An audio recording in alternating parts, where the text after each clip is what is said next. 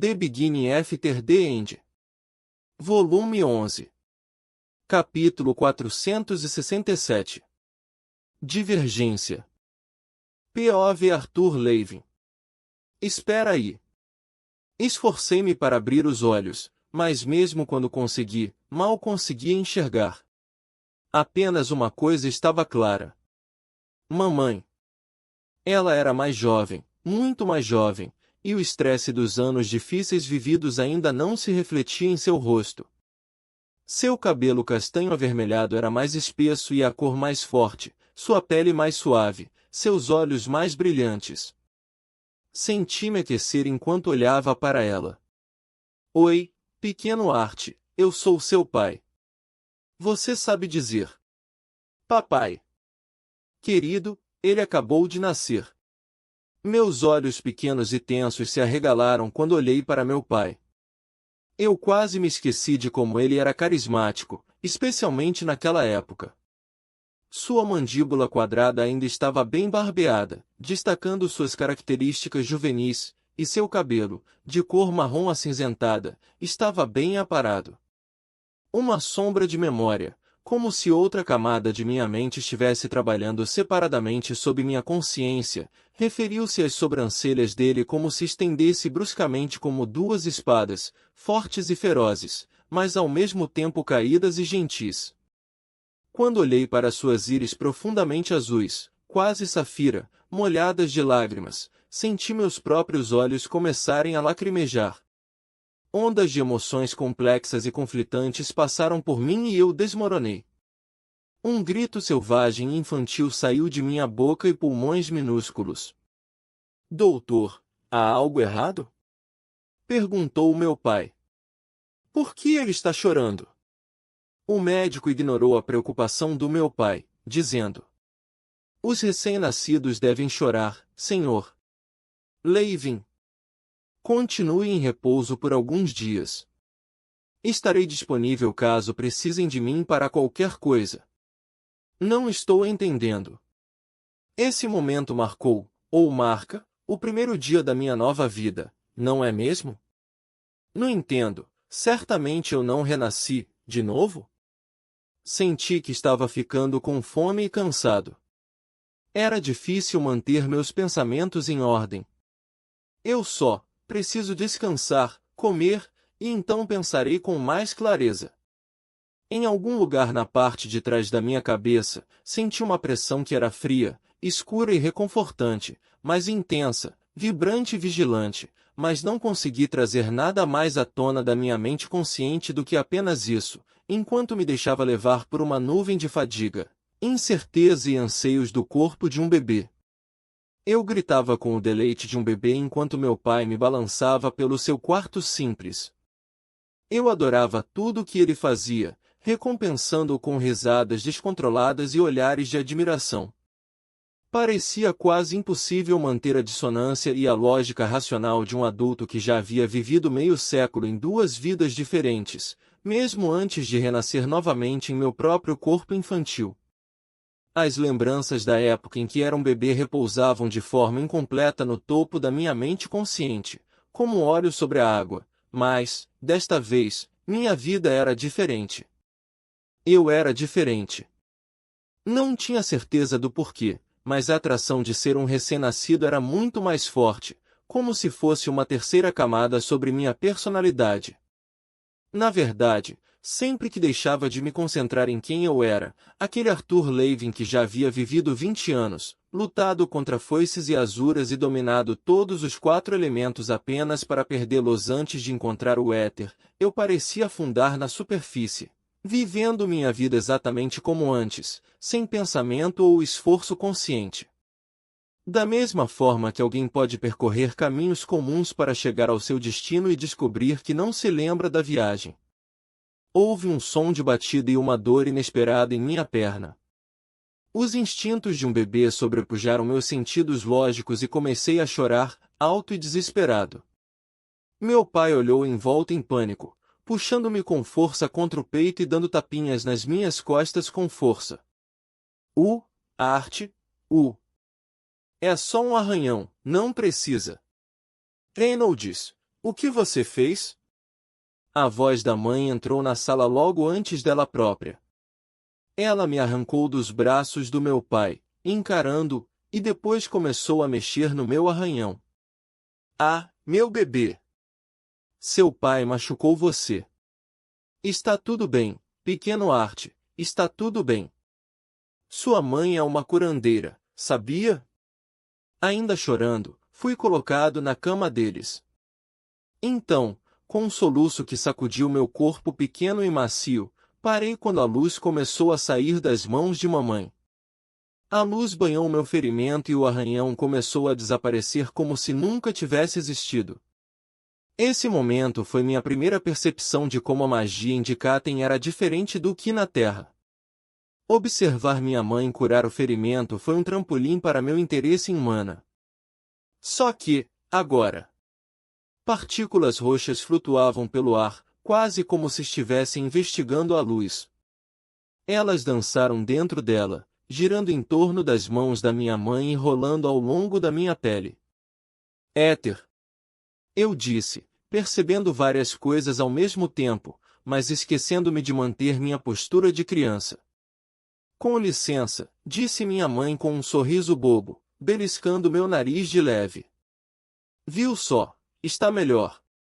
Ela esfregou o pedaço de pele que não tinha mais nenhum arranhão, mas eu não estava mais prestando atenção. Posso ver as partículas etéreas, mas não poderia ter visto ou sentido o éter neste momento da minha vida. Eu tinha apenas alguns meses de idade e não tinha nem mesmo um núcleo de mana. Levaria muitos meses até que começasse o processo de reunir toda a mana do meu corpo em um núcleo, a menos que pequenas coisas, momentos, foram diferentes, mudados por minhas ações, mas, na maior parte do tempo, eu tinha passado por essa chance na minha vida exatamente como antes. Senti um déjà vu estranho e incômodo ao lembrar que havia ativado a quarta pedra-chave. Destino, pensei, enrugando meu rosto em concentração. Estou buscando uma visão do destino. Essa súbita revelação do éter atraiu meu foco para dentro de mim, para o yin e yang da escuridão e da luz que pressionavam a camada interna do meu subconsciente como um som que não era ouvido. Sylvie. Regis. Senti meus membros macios de bebê se contorcerem enquanto a ansiedade inundava a pequena estrutura. Como eu os havia esquecido? Eles deveriam estar comigo, eles. Eles estão, disse uma voz feminina ligeiramente distorcida. Virei minha cabeça desajeitadamente, tentando olhar ao redor da sala. Mamãe estava franzindo a testa para mim, fazendo uma pergunta, mas eu não conseguia absorver suas palavras. Em vez disso, encontrei os olhos dourados de meu vínculo, Sylvie, só que não eram exatamente dourados, mas transparentes como o resto dela. Ela tinha a mesma aparência de antes, jovem e nova, mal tendo adquirido sua forma humana. Só que também era magra e fantasmagórica. Mesmo desconsiderando sua natureza incorpórea, ela parecia fraca, como se estivesse se esvaindo. Ah, Sylvie, você está aqui. Você esteve aí o tempo todo? Desculpe, é que é muito mais difícil manter um senso de mim mesmo nessa forma. Não, Arthur. Não sou a Sylvie que entrou na pedra-chave com você. Hesitei em responder, profundamente confuso. Eu estava ficando cansado novamente e meus olhos se fecharam enquanto mamãe me embalava em seus braços e me fazia dormir. Eu sou a Sylvie que o trouxe para os Levins, que cuidou de você na Terra, que ainda precisa se reconectar com o pedaço de mim que agora está em estática dentro do ovo, pensou Sylvie, suas palavras se formando não no ar, mas diretamente na minha cabeça. Ela me deu um sorriso compreensivo. É confuso, eu sei. Porque, na verdade, eu também não sou bem aquela Sylvie também. Sou sua projeção daquela Sylvie. Porque isso é tudo, tudo mesmo.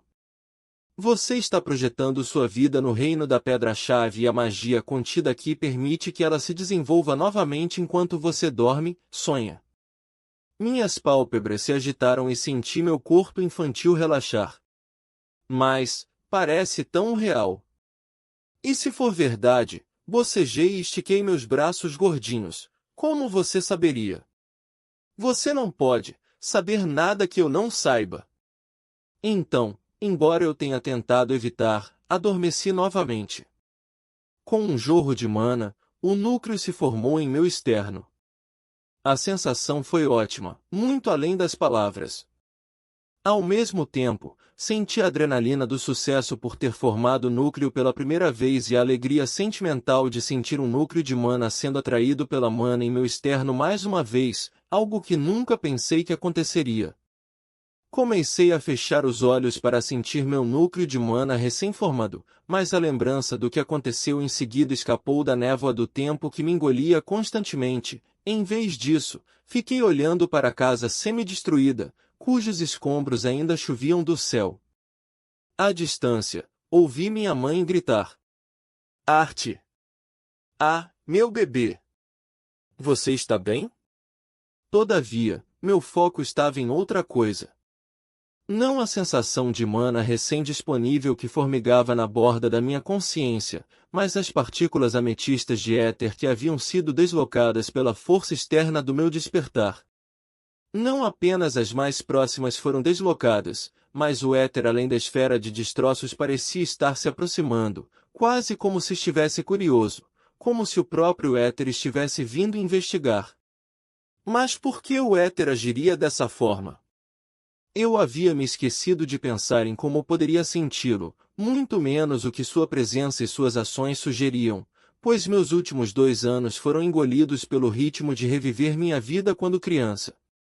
Ao fundo, minha mãe, que havia me tomado nos braços, disse fracamente: Parabéns, Art, querido. Enquanto meu pai exclamava: Você despertou, campeão. Tomado por uma súbita consideração, tentei ativar God Step.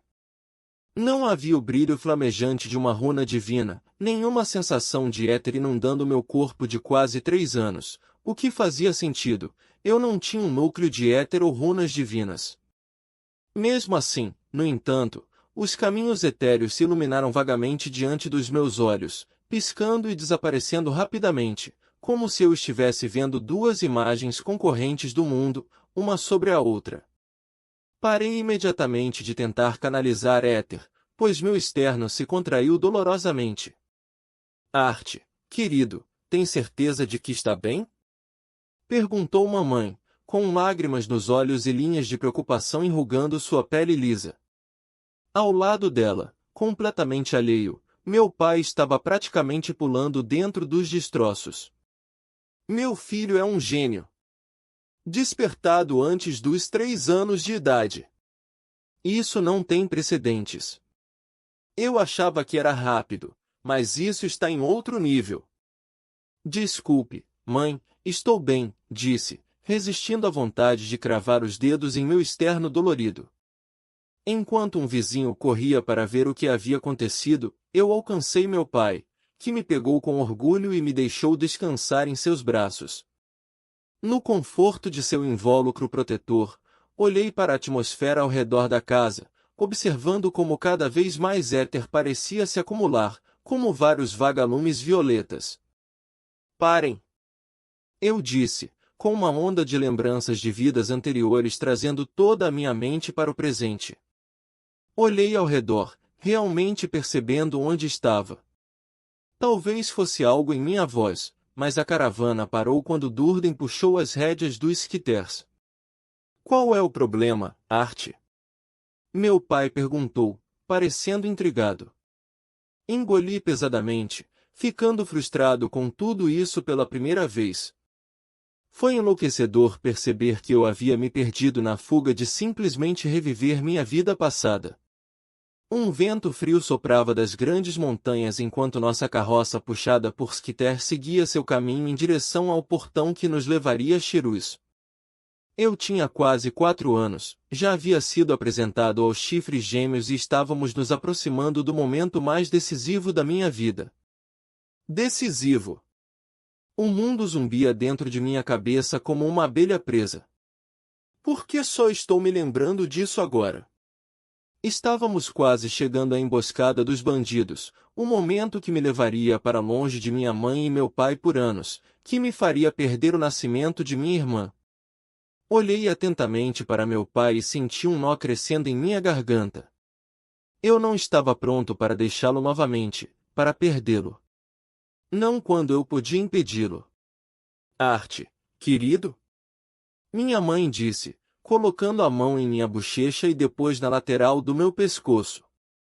Olhando para meu pai, ela disse, Reynolds, ele está quente. Você está se sentindo mal?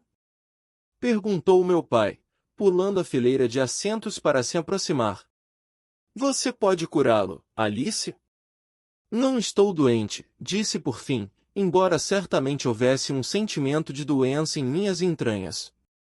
Eu realmente não sabia como seria minha vida se não tivesse caído daquele penhasco defendendo minha mãe, mas não podia simplesmente nos deixar cair em uma emboscada que poderia matar qualquer um de nós.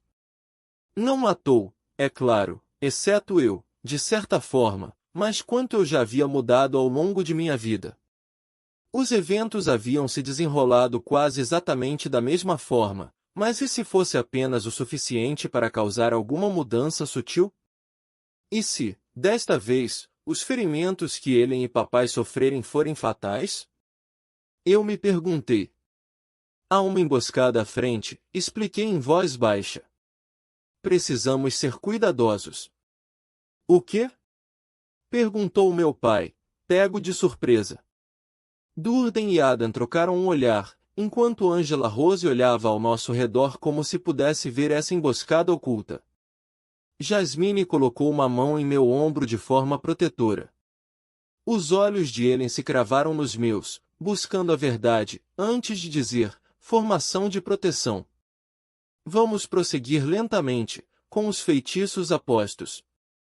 Em vez de relaxar, meu coração só bateu mais rápido, pois imediatamente comecei a me perguntar se tinha feito a coisa certa.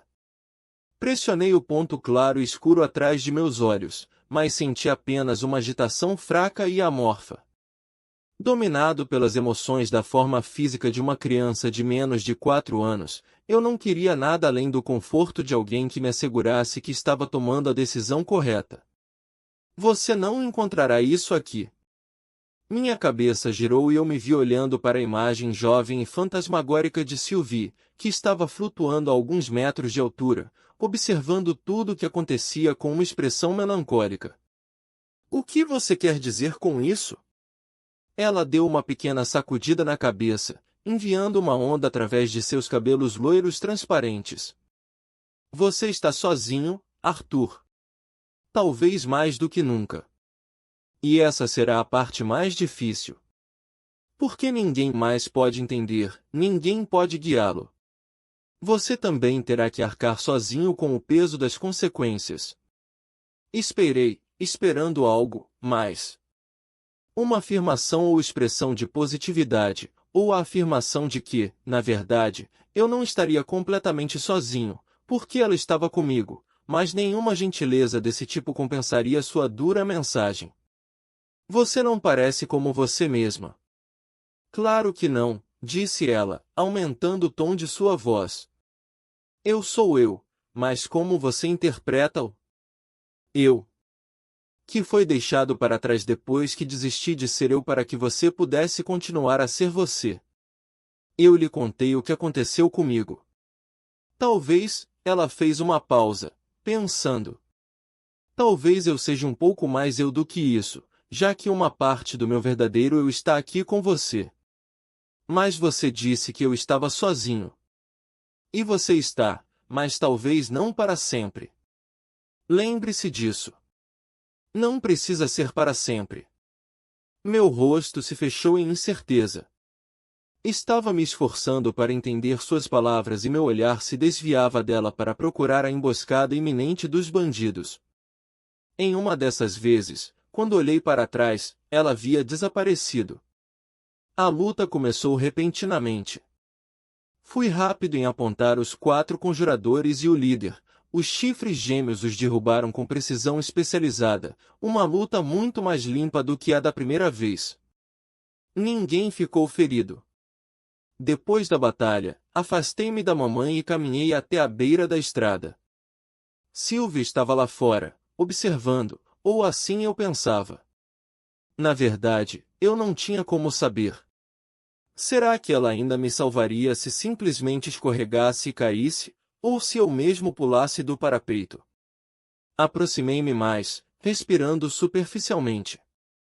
Fechando meus olhos, inclinei-me para a frente.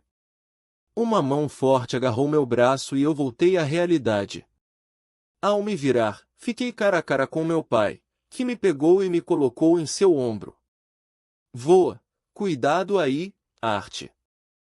É uma longa queda, disse ele com uma risada. Ei, como você sabia que aqueles caras estavam lá, afinal?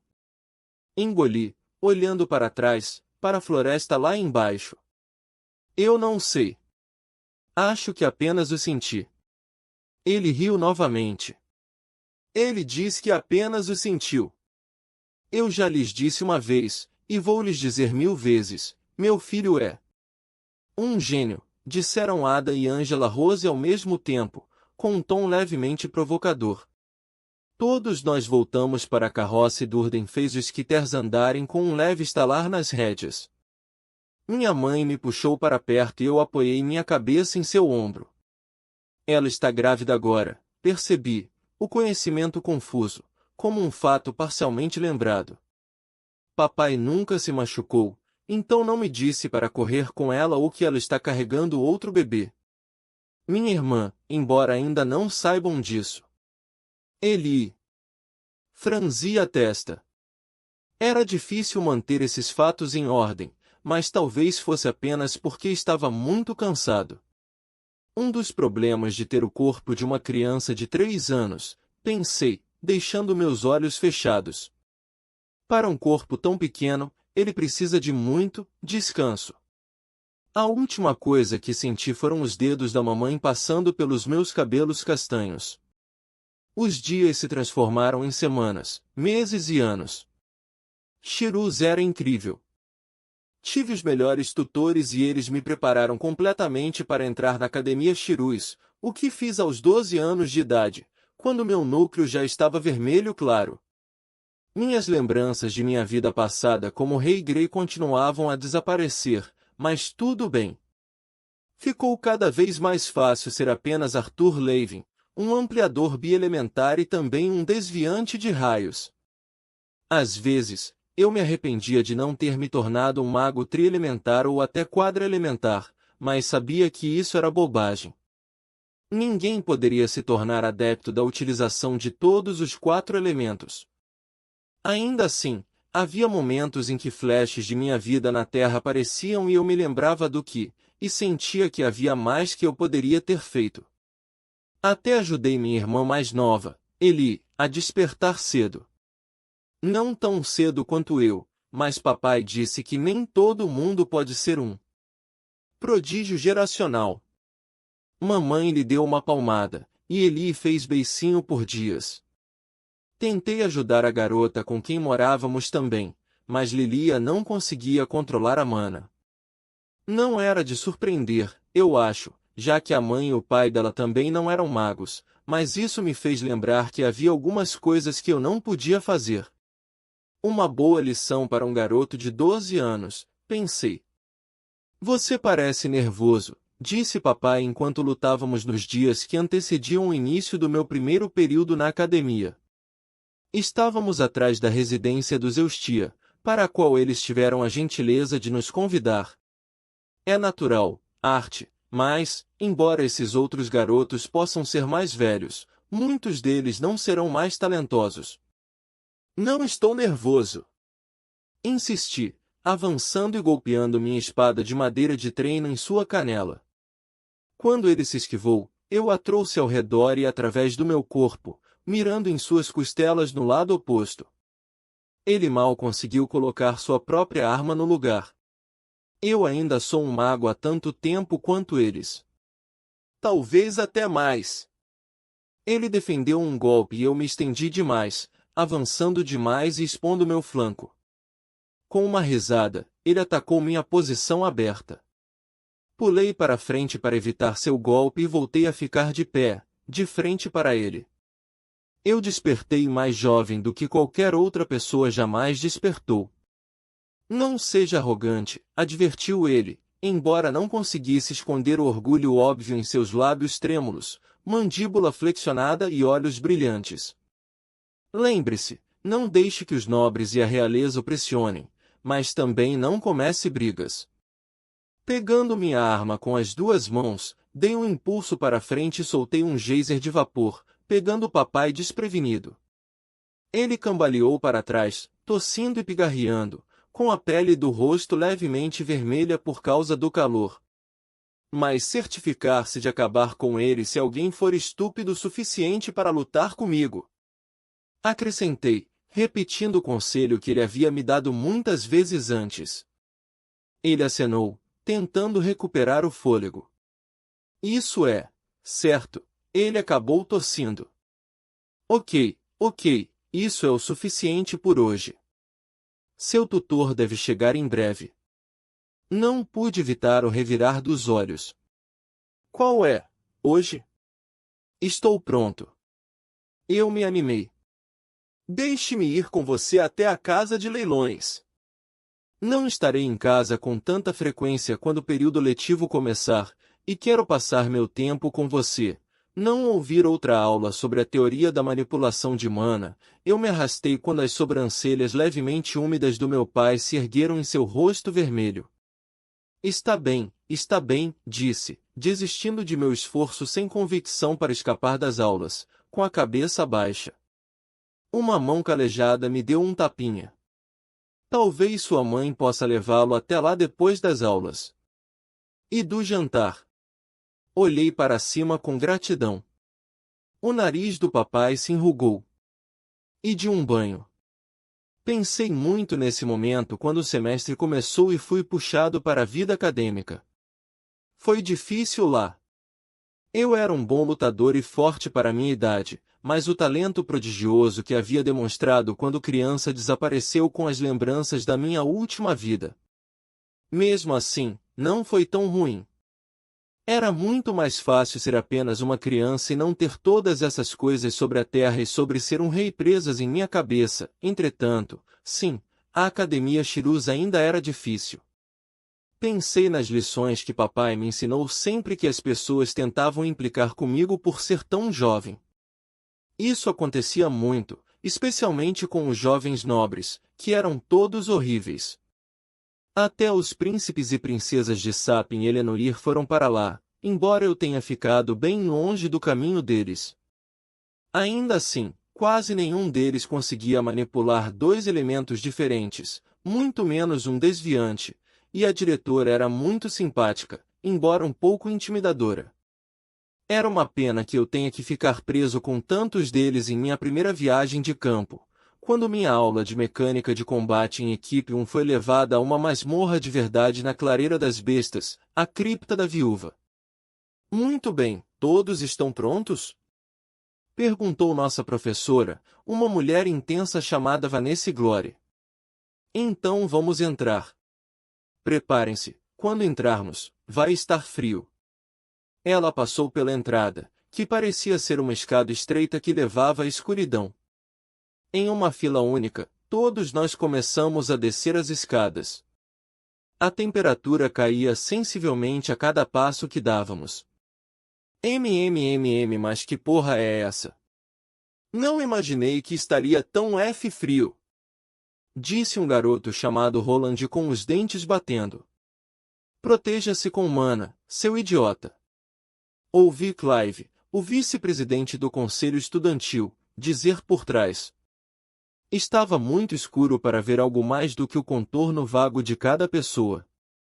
Olhei de relance para Clive e meu olhar se desviou automaticamente para a garota elfa ao lado dele, a presidente do conselho estudantil, Tessier Alit.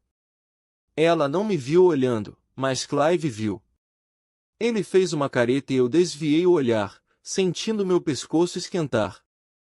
Como se eu fosse me interessar por uma princesa elfa elegante, pensei com raiva. Descemos em uma enorme caverna revestida de musgo. Isso é estranho. Normalmente, já vemos uma boa quantidade de Snarlers. Por que eu não? De repente, ruídos horríveis começaram a ecoar ao nosso redor. Por trás das inúmeras pedras e das pequenas cavernas que pontilhavam as paredes da caverna, surgiam inúmeros olhos vermelhos e redondos. Apertei o punho em torno do cabo da lâmina simples, mais útil, que a escola havia fornecido para essa expedição. Ao meu redor, os alunos lançavam olhares desconfiados para a professora Glory, mas eu me esqueci de todo o resto ao sentir a emoção de realmente poder me testar pela primeira vez. Isso é muito estranho. Mesmo nos andares inferiores, nunca há tantos Snarls agrupados, disse a professora Glory, preparando-se. Há muitos deles, mas não é impossível lidar com eles. No entanto, como se trata apenas de uma excursão de classe, acho que é melhor voltar a subir, por precaução. A segurança é nossa prioridade.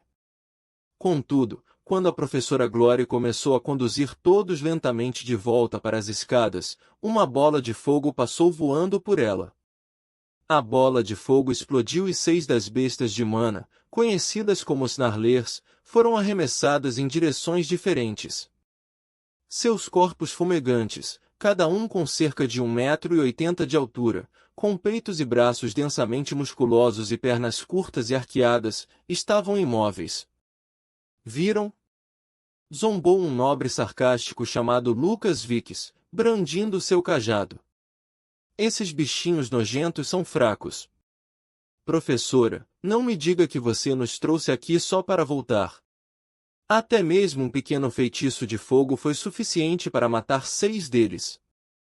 Para não ser superado pelo mago menos talentoso, avancei e imbuí mana do atributo fogo em minha lâmina, fazendo-a dançar com chamas brilhantes.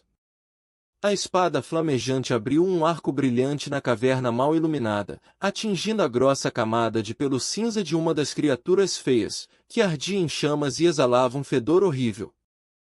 Seus olhos vermelhos e redondos me encaravam a partir de um rosto de javali. Arthur! Gritou a professora, sem conseguir esconder sua frustração e preocupação, dado o contexto.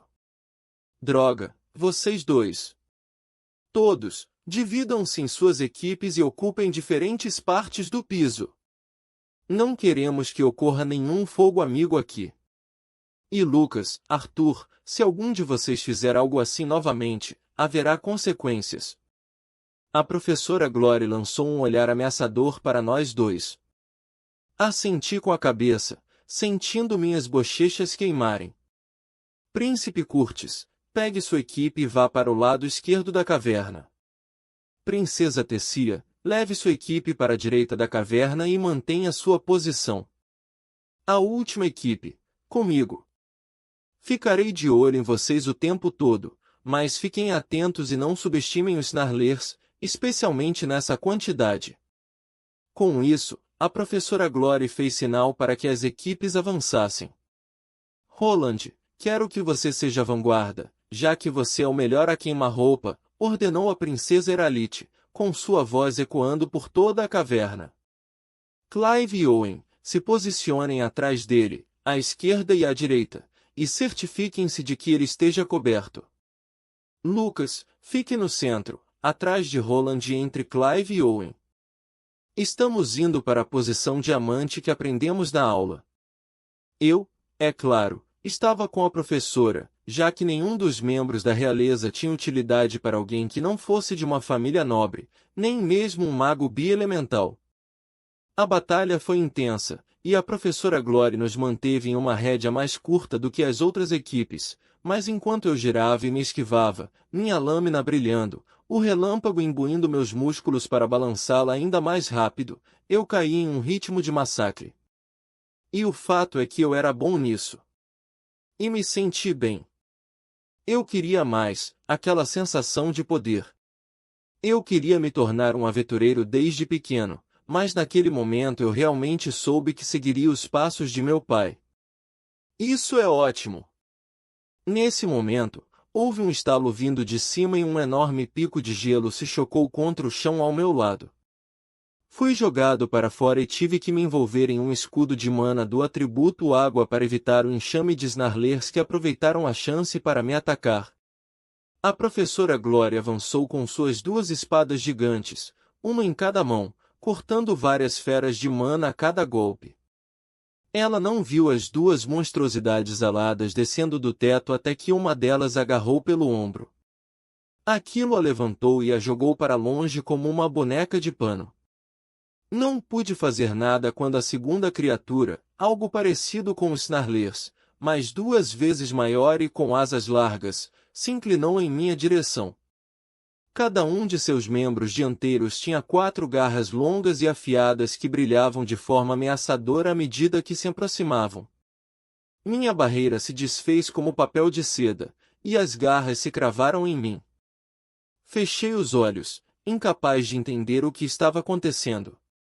Não podia terminar assim, simplesmente não podia. Eu era especial, até mesmo único. Quando a dor deu lugar à dormência, tudo o que eu conseguia pensar era, que desperdício.